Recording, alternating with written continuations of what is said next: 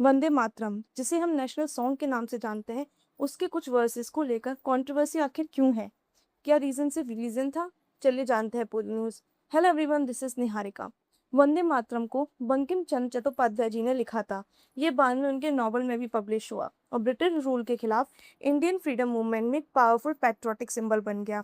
लेकिन कंट्रोवर्सी यहाँ से शुरू होती है। वंदे मातरम के पहले दो स्टैंजाज में भारत को मदर के रूप में डिस्क्राइब किया गया, जैसे मदरलैंड की ब्यूटी, प्रॉस्पेरिटी और नेचुरल ब्यूटी की प्रेस। लेकिन इसके लेटेस्ट स्टैंजास में हिंदू रिलीजियस इमेजरी और रेफरेंसेस ज़्यादा प्रोमिनेंट हो जाते हैं।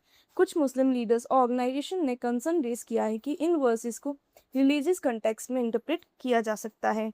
1930s में इंडियन नेशनल कांग्रेस के अंदर भी ये डिस्कशन हुआ कि वंदे मातरम को नेशनल गैदरिंग्स में किस फॉर्म में यूज़ किया जाना चाहिए।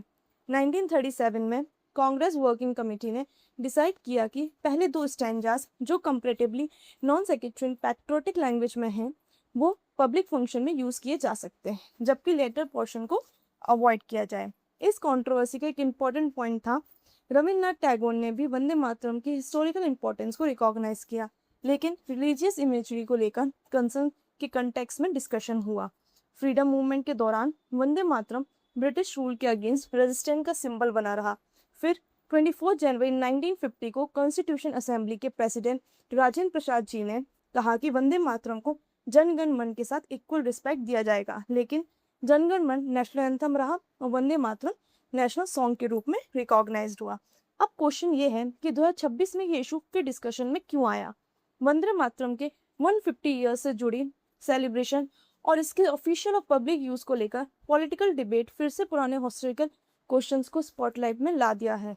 डिबेट का सेंट्रल क्वेश्चन है, क्या कंप्लीट वंदे मातरम को नेशनल ओकेजन पर यूज किया जाना चाहिए?